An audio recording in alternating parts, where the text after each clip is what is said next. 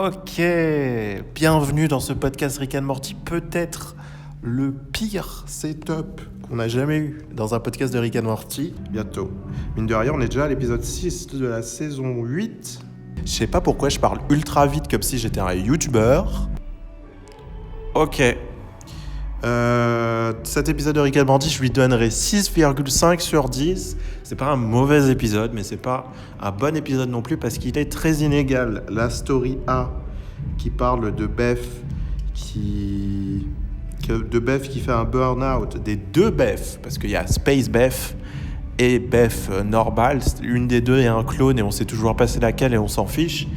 Mais en tout cas, il y a deux Beth. Il y a une qui est vétérinaire et l'autre qui est Avengers, un peu mercenaire de l'espace, un peu gardien de la galaxie. Les deux, elles sont en burn-out. Et du coup, elles sont fatiguées, elles ont envie de changement. Du coup, elles réfléchissent à c'était quand le dernier moment où elles ont été heureuses. Et ce moment-là, c'était quand elles étaient petites. Du coup, elles décident de redevenir petites. Et du coup, on a deux Beth Chippy de 10 ans qui sont un peu psychopathes et tueuses et qui s'attaquent à leurs voisins. Et dans la deuxième histoire de ce Rick and Morty, dans la deuxième histoire de ce Rick and Morty, il y a la famille, le reste de la famille qui va à Terre Park, qui est un parc d'attractions sur la planète Terre. Et cette partie-là, elle est un peu décevante. La partie Bébé Beth de Furious, je lui donnerais 4,5 sur 5. Et la partie Terre Park, je lui donnerais 2,5 sur 5. Et du coup, ça nous fait une note de 6,5 sur 10. Je sais pas quelle note les gens ont donné à cet épisode. Mais ouais. Et du coup, c'est dommage. Ils auraient pu faire juste un épisode avec les deux Beth et les enfants. Et un épisode, en fait, story A, story B. On essaye de se reconcentrer. J'ai pas envie de faire beaucoup de montage sur cet épisode. Vous allez avoir le vrai Wilmo. Pas le Wilmo avec 45 montages. Alors, story A, story B. En fait, dans les épisodes de séries TV, surtout en dessin animé, il y a une story A et une story B. Qu'est-ce que ça veut dire ? La story A, je me suis mis vraiment dans une mauvaise position. La story A, c'est la première histoire, l'histoire principale qui se passe entre deux personnages qui font des trucs, etc. Et la story B, c'est une autre histoire qui se passe en même temps, généralement avec des personnages secondaires. Et l'épisode, il se passe un morceau de story A, un morceau de story B, un morceau de story A, un morceau de story B. Et en général, vers la fin, les deux histoires se rassemblent et est à la fin de l'épisode, quoi. C'est un procédé d'écriture qui est beaucoup utilisé. Et ça te permet de remplir les 20 minutes avec deux histoires de 10 minutes plutôt qu'avec une histoire de 20 minutes. C'est parfois difficile. C'est plus facile de faire deux bonnes histoires de 10 minutes qu'une bonne histoire de 20 minutes. Du coup, souvent, en série télé, ils utilisent ça. Mais ça permet aussi de développer des personnages secondaires, etc.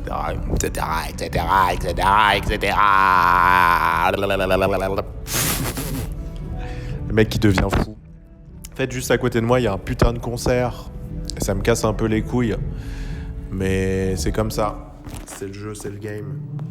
On est déjà à 6 minutes et j'ai toujours pas commencé l'épisode. En gros, l'épisode était cool. Si on avait du jamais vu avec la story A, avec les bébés Beth, c'était rare qu'on a des histoires avec Beth. Et l'histoire 2, c'était un peu Jurassic Park, où Rick, il a construit un parc d'attractions dans le Père Noël, mais en moins bien. Maintenant, on va passer au résumé, point par point. On y go. Alors, il y a la chanson, déjà premier point, il y a la chanson Making your way, no man, no man, no man, everything you got. Man, sure will help a lot. Sometime you gonna go away, where everybody know your name. Where everybody know your name. Je connais pas cette chanson, mais cette chanson, elle est dans Adventure Time. Elle est dans des épisodes assez choquants d'Adventure Time, en plus des épisodes assez centraux. Je crois que c'est saison 3. C'est des épisodes avec le Roi des Glaces et Marceline. c'est des épisodes top 10 d'Adventure Time. Du coup, c'est rigolo qu'ils la mettent aussi dans Rick and Morty. J'imagine que c'est une référence de pop culture qu'on n'a pas forcément en France. Mais ce qui est marquant, c'est que évidemment Adventure Time did it better. Et plus on avance dans Rick... En fait, c'est rigolo, parce que Rick and Morty, ça a un peu ringardisé Adventure Time. Parce que Adventure Time, c'est de la SF, c'est stylé, c'est cool et tout.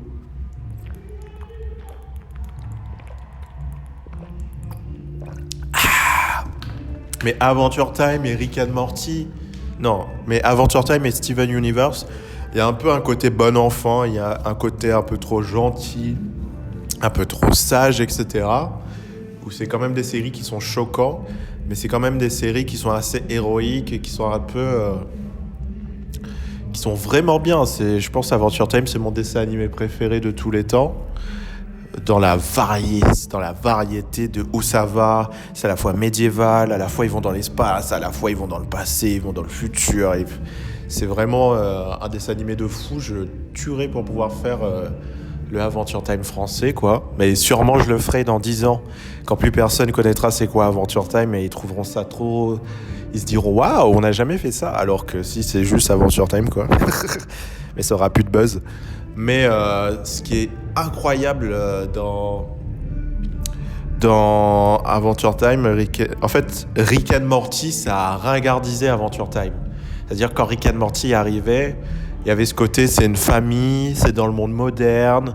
Du coup, ils sont capables de parler de Fortnite, ils sont capables de parler de la PS5, ils sont capables de parler de trucs de Tinder, de trucs très actuels dont ils peuvent pas parler dans Adventure Time en fait. Et en plus dans Rick and Morty, il y a des gros mots, il y a du corps, il y a du sang, il y a plein de trucs qu'ils peuvent pas faire dans Adventure Time et dans Steven Universe. Et surtout, je pense qu'ils ont pas envie de faire.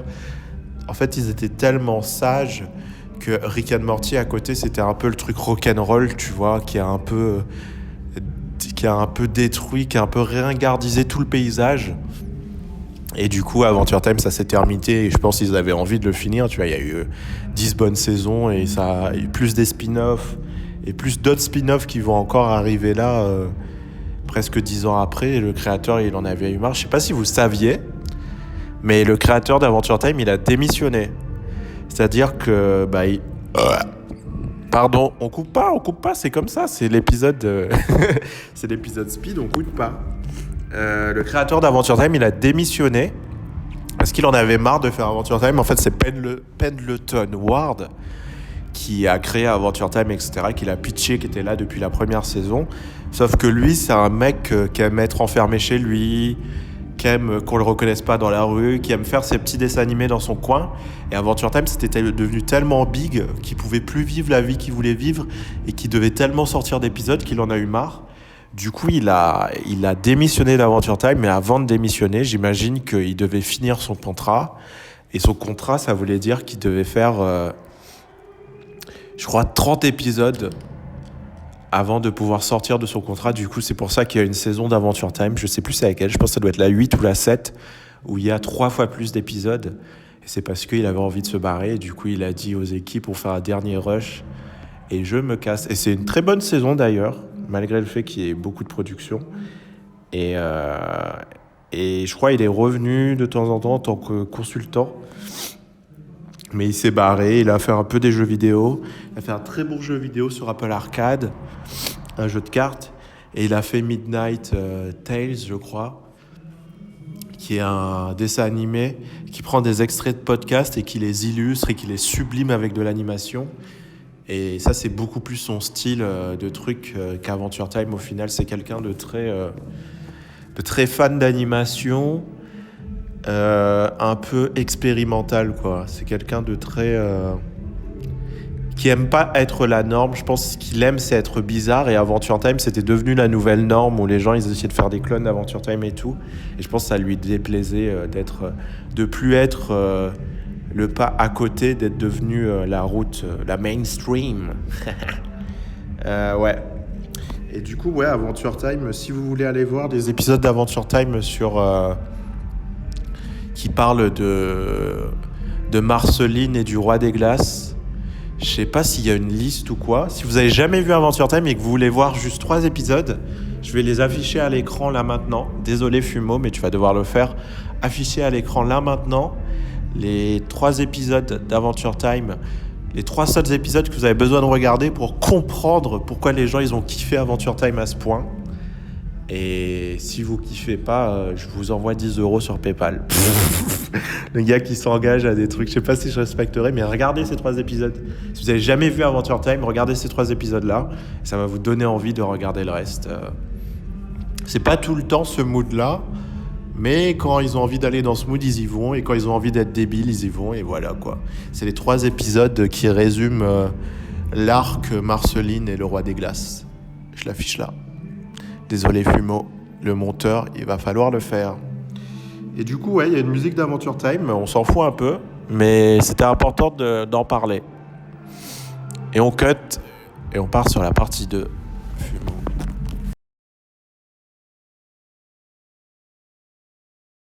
Partie 2 Fumo.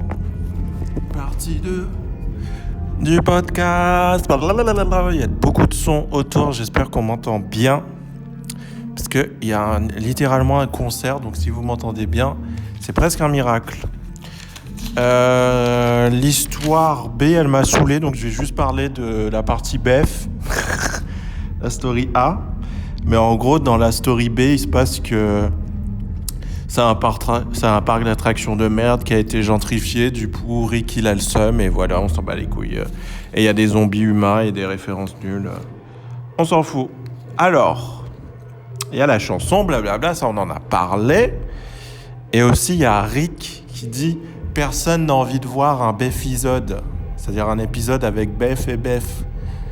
Et c'est ironique parce qu'évidemment tout le monde a envie de voir un Beth-isode.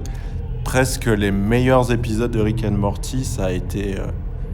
Enfin non, c'est pas vrai que les meilleurs épisodes ils ont été... Ils parlent de Beth, j'ai un peu forcé. Mais... l'épisode du clone, il était très cool. Et l'épisode où elle tombe amoureuse de son clone, je pense que c'est l'un des épisodes les plus marquants des saisons d'avant. C'est la dernière fois où Rick and Morty, ils ont vraiment fait un truc choquant, quoi. Ouais. Et du coup, tout le monde a envie de voir un Beth-isode, en vérité. Et c'est un peu ça la blague. Mais c'était rigolo. Et du coup, on va parler que de Beth. Il y a les 2 Beth, elles sont en burn-out. Autant de... travailler dans l'espace et faire des missions genre Avengers que d'être vétérinaire. Du coup, elles se posent, elles boivent un vin.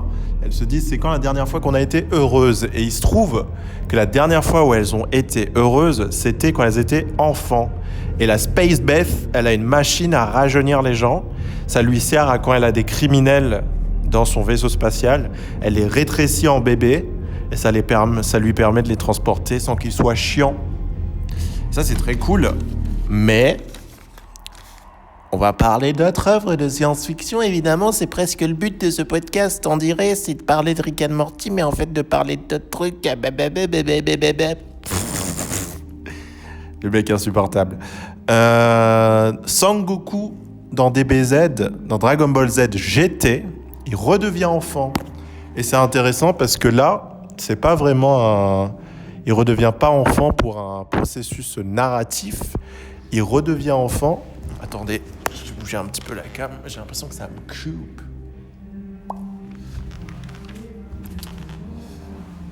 Hop, voilà, on est plus à l'aise, on est plus bien, on est plus cozy. Sangoku, il redevient pas enfant pour un processus narratif, mais il redevient enfant pour pouvoir refaire Dragon Ball. Parce que Dragon Ball, avant Dragon Ball Z, donc Dragon Ball, c'est quand Sangoku il est enfant. Du coup, il voyage sur Terre et il est un peu con, il est un peu bête et il découvre des trucs. Et ensuite, Dragon Ball Z, c'est quand il est adulte et c'est globalement que des combats, quoi. Et du coup, Dragon Ball GT, il voulait revenir à ce truc avec moins de bagarre et plus de space exploration. Mais évidemment, il y a aussi de la bagarre et c'est un peu le meilleur de Dragon Ball et le meilleur de Dragon Ball Z, quoi. Dragon Ball Z GT où on a eu... pas Boo. Est-ce qu'il y a Boo dans Dragon Ball ? Je me rappelle plus trop de Dragon Ball GT, mais je sais que j'avais plus aimé que Dragon Ball. Parce qu'en vrai, les combats dans Dragon Ball, ils sont pas très intéressants en termes de chorégraphie et tout. C'est juste qui est le plus fort et rayon laser. Il y a aussi dans Détective Conan, aussi, il y a ce truc où il y a un inspecteur qui est adulte dans un corps d'enfant.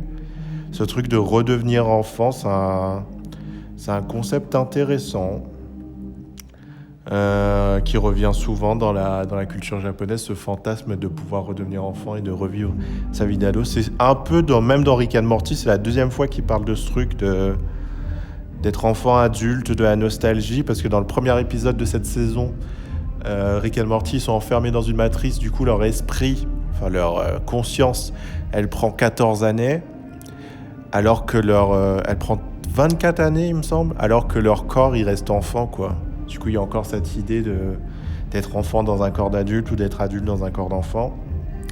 Et c'est un peu ce fantasme de retrouver sa naïveté, de baisser ses attentes de la vie un peu. Et moi ça me touche pas trop. Parce que je me rappelle de ma jeunesse, j'étais très stressé et je rêvais du moment où je pourrais être adulte et faire ce que je veux. Et comme vous pouvez le voir, c'est à peu près ce que je fais maintenant. Du coup, j'ai pas hyper envie de redevenir enfant, mais je pense que je serai plus relax, peut-être, je sais pas. Il y a aussi Sacha dans Pokémon. Dans le tout premier épisode de Pokémon, Sacha, il croise un Pokémon légendaire qui s'appelle Ho-Ho. Parce que cette position, elle est lame, mais elle est confortable. Donc allez vous faire foutre. Elle est pas belle à l'image, mais elle est super confort. Sacha, il rencontre... Le mec qui s'endort dans son propre podcast. Sacha, il rencontre un Pokémon qui s'appelle Ho-Oh. Et ce Pokémon-là, il a le pouvoir d'exaucer un souhait. Et Sacha, il le sait pas. Ou bien il le sait, j'en sais rien en vrai. En vrai, j'en sais rien. Mais il fait le vœu de rester enfant pour toujours, et c'est pour ça que Sacha, il grandit jamais dans Pokémon. Il reste toujours enfant. C'est parce qu'il a fait ce vœu-là à l'épisode 1. Et je sais pas si c'est un vrai truc ou si c'est une théorie, mais j'aime bien, donc c'est vrai. Ouais. Et du coup, quand ils utilisent la technologie pour rétrécir, Beth, elle demande est-ce que ça va rétrécir mes vêtements, est-ce que ça va me faire avec être une enfant avec des vêtements super larges, etc. Et la Beth du futur, la Space Beth, c'est pas du futur, c'est de l'espace, lui dit que non, cette technologie est tellement avancée qu'on dirait presque de la magie, ça fait réduire les vêtements et tout, ça lui change les vêtements carrément. Ça c'est intéressant, ce concept de la technologie est tellement avancée qu'on dirait de la magie. La science est tellement avancée qu'on dirait de la magie. Parce que dans Adventure Time, il parle beaucoup de ça. La princesse Bubblegum, c'est une scientifique, mais toutes les expériences et les trucs qu'elle fait, on dirait de la magie. Et il y a un peu ce truc de montrer qu'au final, la technologie, c'est de la magie qu'on sait expliquer, quoi. Je crois que dans Adventure Time, il y a cette citation, c'est que la magie, c'est de la science qu'on n'a pas encore réussi à expliquer. C'est hyper intéressant. Ouais. Dans Futurama aussi, il y a ce truc de le scientifique, le mec scientifique dans Futurama, il fait des expériences scientifiques, mais on dirait des trucs sataniques. On dirait des trucs sataniques. Il fait des pentagrammes, des Frankenstein, des trucs qui ressemblent beaucoup à de la magie, mais en fait c'est de la science. Et il joue de ça. Et aussi d'autres trucs où c'est de la science, mais on dirait que c'est de la magie. Google Maps, où je ne comprends pas comment ça fonctionne, comment il sait exactement. En fait, c'est tellement... En fait, si je sais, en vrai, je sais, mais c'est tellement un concept de jeu vidéo, tu mets un point sur une carte et ça t'amène vers là-bas, que c'est presque magique, quoi. J'ai l'impression d'être dans Cyberpunk et de faire une mission, quoi. De mettre un point sur une carte et d'aller faire une mission, c'est rigolo. La climatisation, ce truc il prend l'air de dehors, il le rend froid, il le rend chaud, il le machin, et le truc, c'est tellement bon la climatisation en plus. J'ai pas envie de savoir comment ça fonctionne. J'ai juste envie de kiffer. Et du coup, c'est un peu de la magie. Les micro-ondes aussi. Apparemment, les micro-ondes, ça a été inventé par la NASA pour pouvoir réchauffer des trucs dans l'espace sans faire de feu. Mais du coup, si tu oublies ta fourchette à l'intérieur, ça explose, donc c'est un peu con. Combien de fusées ont explosé à cause d'un micro-ondes, je sais pas. J'espère 0, mais c'est rigolo, quoi. Et le Wi-Fi aussi, c'est de la science, mais on dirait de la magie. Comment ils arrivent à transmettre autant d'informations par des ondes radio, j'ai pas envie de savoir. Je trouve ça juste stylé. Voilà. Pour les trucs où c'est de la science, mais on dirait de la magie. On continue. Hop, hop, hop. Qu'est-ce qu'elle dit, ma fiche ? Ouais. Du coup, Beth, elle devient enfant et elle se rend compte, une des deux Beth, elle devient enfant, et Beth se rend compte en s'occupant d'elle enfant qu'elle était une psychopathe, une petite fille insupportable qui fait peur à elle-même, qui découpe des animaux et qui trouve ça drôle. Et ça la terrifie un peu. Et à la fois, c'est un peu logique. Parce qu'aujourd'hui, Beth, elle est chirurgienne pour chevaux. Et avant, elle tuait des animaux, quoi. Du coup, maintenant, avant, elle découpait des animaux. Et aujourd'hui, elle découpe encore des animaux, mais cette fois, c'est pour les soigner. Mais au final, c'est un peu la même chose, quoi. C'est toujours une découpeuse d'animaux. Mais maintenant, elle a un diplôme. Du coup, c'est intéressant de voir cette progression. Et Dan Harmon, il a beaucoup... je sais pas si je retrouverai l'extrait de podcast. Encore du travail pour toi, Fumeau. Je casse un peu les couilles, mais c'est ça la vie. Dan Harmon, il parle dans un podcast que les médecins et les chirurgiens, c'est des psychopathes, mais juste ils ont un système qui les soutient et ils ont trouvé un moyen économique de justifier le fait qu'ils font ça, quoi. Du coup, c'est rigolo. Attends, Fumeau, je coupe la cam. Je crois qu'il y a J'ai activé la stabilisation double et du coup, ça détruit un peu l'image. Alors qu'en vrai, j'en ai pas besoin. Et là, je l'ai enlevé et l'image a l'air d'être un petit peu de meilleure qualité. Du coup, je relance et il faudrait que tu resynchronises les rushs, je suis désolé. C'est comme ça la vie, en fait. C'est comme ça qu'on imagine la vie. Ok. Ouais, j'ai l'impression que ça a dézoomé un peu aussi. Ok, on reprend Fumeau. Ouais. Et du coup, la petite Beth, elle fait des pièges dans sa cabane dans l'arbre, dans son truc en carton, et on se rend compte que la Beth enfant, c'est un peu un génie du mal. Et c'est pas étonnant vu que Rick, c'est son père, et c'est aussi un peu un génie du mal. Et c'est rigolo, quoi. C'est sympa.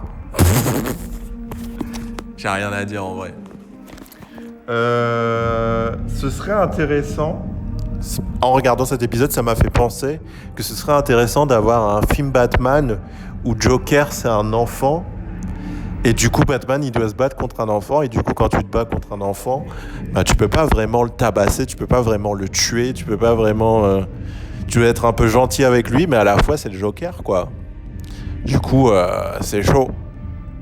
Voilà, je vais cut Fumeau et je vais changer d'emplacement parce que je pense qu'on entend beaucoup le concert de là où je suis. Du coup, je vais me mettre à un autre endroit.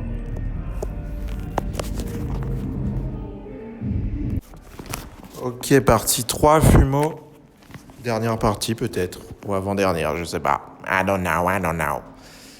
Caméra lancée, cette fois on est debout. Ouais. Un Joker avec des enfants, ce serait intéressant. En fait, ce fait d'avoir un enfant comme méchant dans un film, c'est un truc c'est un concept qui est très stylé et qu'on n'utilise pas beaucoup. Regardez-moi ce plan.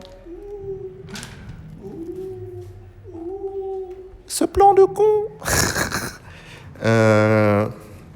Ouais, c'est un concept très stylé qu'on n'utilise pas souvent. En fait, il y a un court-métrage de Raphaël Descraques qui s'appelle Le règne des enfants, où ça parle de ce truc, c'est un monde qui est dirigé par les enfants et les adultes, ils essayent de s'adapter et tout. Enfin, je sais plus.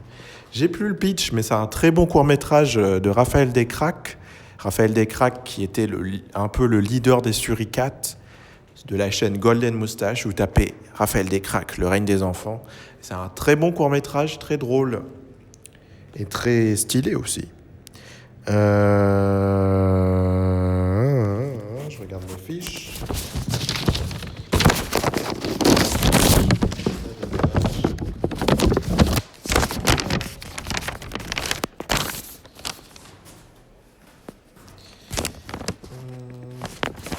Et là, il y a un moment un peu...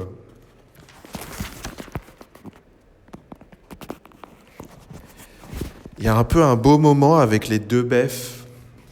Tu vois, au final, un peu tout le déroulé de l'épisode, on voyait une Beth qui était enfant, une Beth qui était adulte, et elles se détestaient un peu. Et du coup, on se disait, tu vois, ça faisait un peu penser que cet épisode, ça allait être un peu Beth qui se rend compte qu'elle était insupportable quand elle était enfant. Et puis d'un coup, qu'est-ce qui se passe? Ah, c'est rouge à cause de ça, ok. Et d'un coup, on se rend compte que... Enfin, il y a la Beth, il y a une Beth qui piège l'autre et qui l'enferme dans le caisson. Enfin, il y a une Beth enfant qui piège une Beth adulte dans le caisson pour se rendre petite.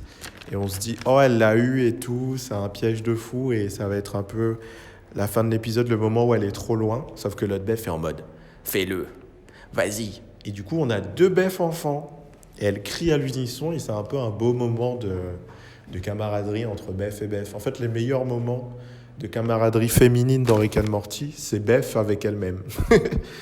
C'est rigolo. Bah, après, c'est un peu la lesbienne du truc, quoi. Mais c'est drôle. Que, tu vois, il y a ce truc qu'on pourrait critiquer Rick and Morty, le seul personnage féminin c'est une maman.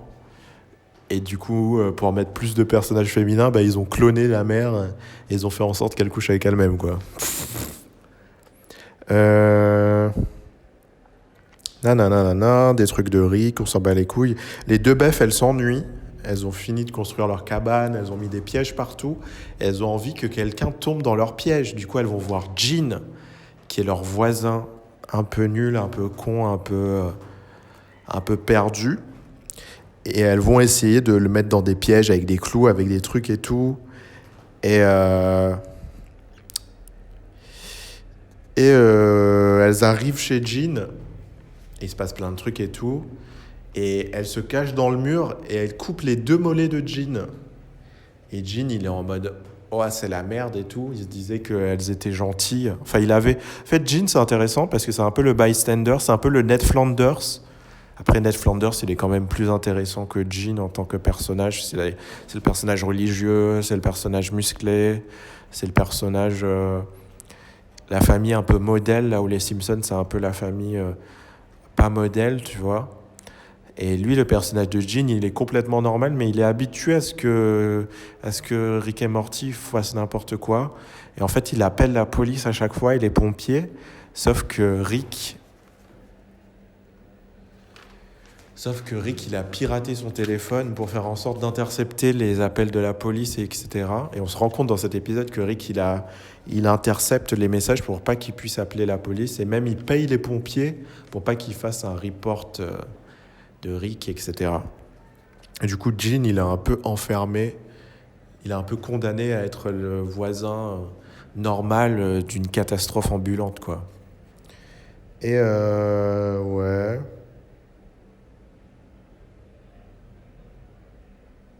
Ouais, du coup, les deux Beth, c'est un peu des psychopathes, c'est un peu des tueuses, c'est un peu des enfants qui font peur, quoi, qui tuent de sang-froid. Mais d'un côté, c'est pas étonnant parce que c'est comme ça qu'elles ont été élevées par Rick. Et je crois même elles n'ont pas été élevées par Rick, Rick les a abandonnées. Et du coup, qui s'est occupé de Beth? Est-ce que Rick, il est resté pour s'occuper de Beth? Ou est-ce qu'il est parti dans sa lutte? Je me rappelle plus bien. Mais elles se plaignent du fait que Rick ait jamais été là pour elles.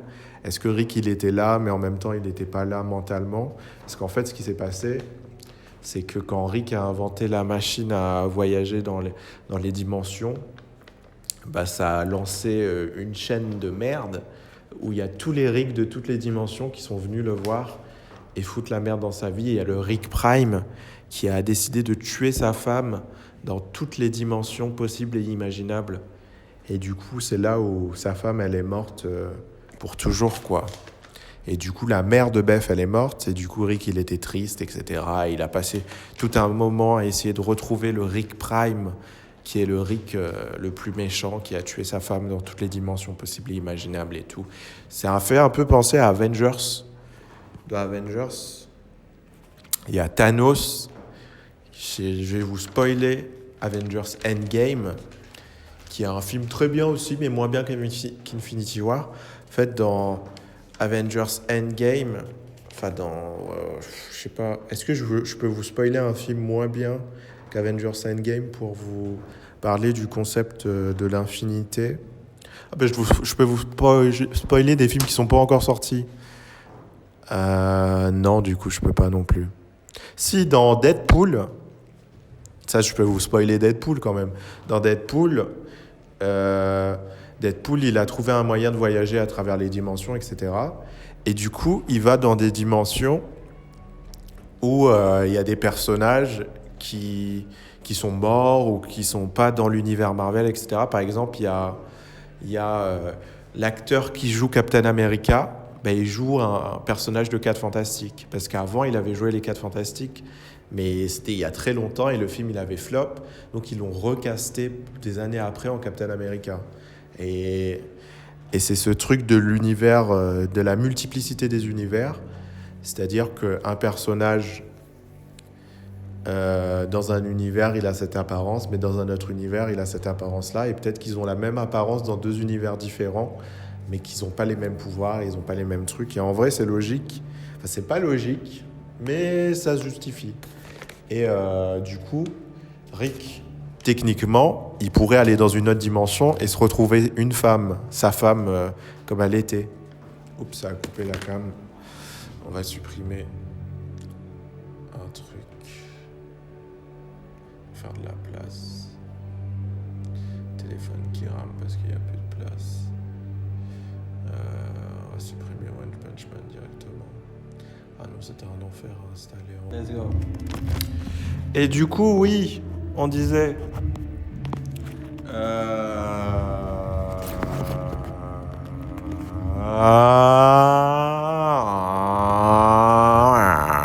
Bip, bip. Bip, bip.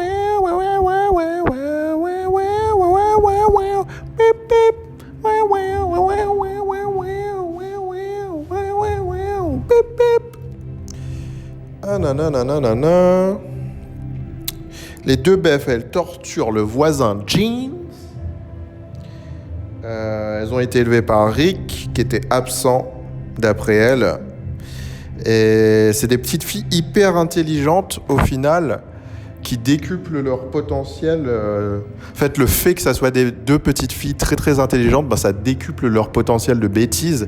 Et surtout, le fait qu'elles sont capables de faire des bêtises de fou. Et en fait, on avait déjà vu un épisode de Rick and Morty où Beth, elle retournait dans un univers que son père lui avait créé pour la protéger. C'est-à-dire, c'est un univers où elle peut faire du mal aux gens. Mais l'univers, il est rembourré. L'eau, elle te noie pas. Le poison, les couteaux, ils coupent pas, etc. Il y avait plein de trucs. Un univers un peu pour les bébés cadom que Rick avait créé pour Beth, pour pas avoir à la surveiller, quoi, en gros. Et du coup, maintenant qu'on voit la Beth psychopathe, on se dit waouh. C'est donc pour ça, on comprend. On a les 2 pièces du puzzle, là où avant, on avait juste sa chambre de jeu qui montrait qu'elle était une psychopathe, mais on l'avait jamais vu, quoi. Ouais, Beth dans les murs. Et ouais, les 2 Beth, en fait, quand elles se rendent compte qu'elles ont fait du mal à Jean, elles sont agacées parce qu'elles se disent « Ah, maintenant, il va falloir s'occuper de lui. Maintenant qu'on lui a fait du mal, ça fait chier, on va devoir s'occuper de lui, quoi. Trop chiant. » Et du coup, elles sont saoulées, elles se mettent à se battre entre elles et elles finissent par foutre le feu à la maison de Jean. Et c'est là où Jean, il appelle les pompiers et Rick, il intercepte l'appel. Et du coup, il vient pour voir qu'est-ce qui arrive à Jean pour pas qu'il leur attire des emmerdes. Et ouais. Et aussi, du coup, à ce moment-là de l'épisode, je me suis dit ça aurait été plus intéressant si c'était Rick et Morty. Pas Rick et Morty. Pourquoi j'ai le réflexe de dire Rick et Morty à chaque fois alors que je veux dire Morty et quelqu'un d'autre? Ça aurait été plus intéressant. Ça aurait été plus intéressant si c'était Morty et Summer qui avaient dû babysitter les 2 Beth. Si on aurait eu un combat Morty et Summer contre les 2 Beth Et ça aurait été hyper intéressant parce que Morty et Summer, ils sont de plus en plus débrouillards. Tu vois, Morty, il peut aller dans l'espace tout seul, il peut se battre tout seul, il peut se défendre tout seul, il a des armes, il peut devenir un bateau. Tu vois, il y a plein de trucs comme ça. Et Summer, elle est un peu devenue l'assistante de Rick dans l'ombre, tu vois. Elle va un peu nettoyer toute la merde que Rick y fait. Elle va faire un peu des missions pour lui en soum-soum. Du coup, on a deux enfants hyper débrouillards. Mais est-ce qu'ils seraient débrouillards au point de pouvoir déjouer les plans de leur mère ? Ça aurait été un épisode intéressant de fou. Ou peut-être que les enfants se seraient rendus compte à quel point c'est difficile de babysitter et d'élever des enfants. Et à la fois, les deux Beth, elles se rendraient compte que les enfants qu'elles ont, en vrai, c'est pas les pires enfants du monde, vu à quel point elle était un enfant psychopathe, quoi. Ça aurait été un épisode de fou. Mais c'est pas l'épisode qu'on a eu. Mais c'était quand même un bon épisode. Ouais. Et ça aurait été aussi plus intéressant d'avoir un épisode avec Jerry et Rick dans un parc d'attractions. Et on se rendrait compte que dans ce parc d'attractions-là, Jerry, c'est le roi du monde, vu que c'est un parc d'attractions où ils sont fans d'humains normaux. Et Rick, il est vu comme un humain bizarre ou un psychopathe, vu que les aliens, ils veulent voir des humains normaux. Et Rick, c'est pas un humain normal, quoi. Ouais. Du coup, à la fin... Rick, il arrive et il va pour enfermer les deux Beth et les remettre en adultes. Mais les deux Beth, ils lui tendent un piège. Et ils tendent un piège à Rick et l'enferment dans le truc de vieillissement. Et ils font vieillir Rick au maximum. Rick, il arrive à plus de 300 ans. Et du coup, les deux Beth, elles tabassent Rick. Elles sont en mode « Qu'est-ce que ça fait d'avoir un adulte qui s'occupe super mal de toi ? Ça fait peur, hein ?» Et elles le tabassent et tout. Et là, Rick se met à pleurer et il dit qu'il est fier d'elle parce qu'elles ont réussi à le piéger et à le tabasser et tout. Et il trouve ça stylé que ses filles soient assez fortes, même pour déjouer son intelligence, quoi. Et... Waouh, ça a coupé encore. Oh là là!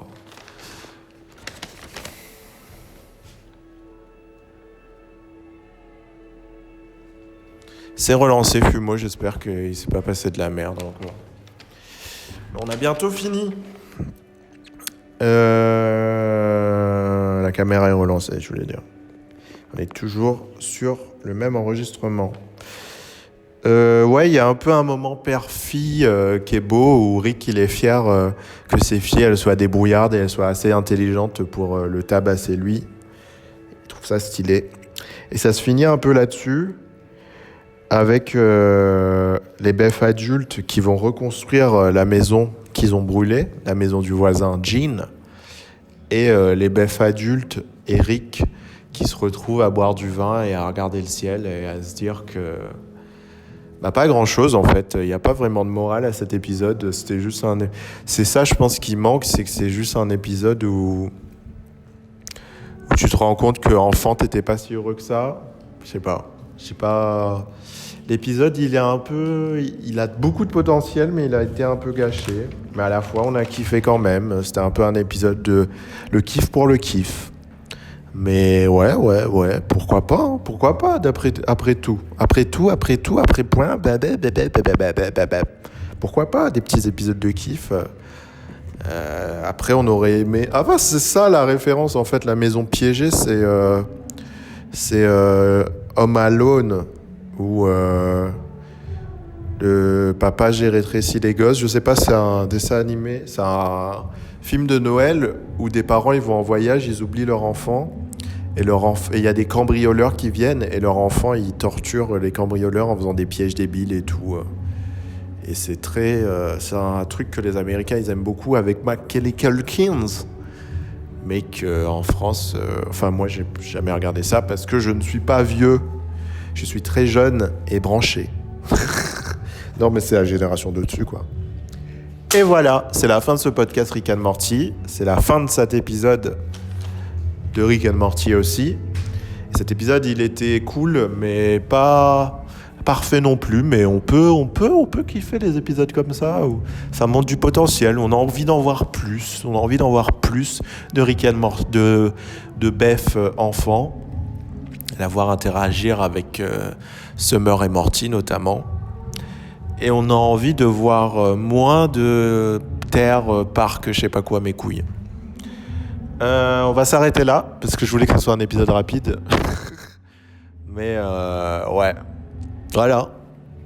Merci à vous d'avoir regardé ce podcast. Et on se retrouve pour le prochain épisode, l'épisode 7. Et j'espère que je serai dans les temps cette fois. Ouais. À plus.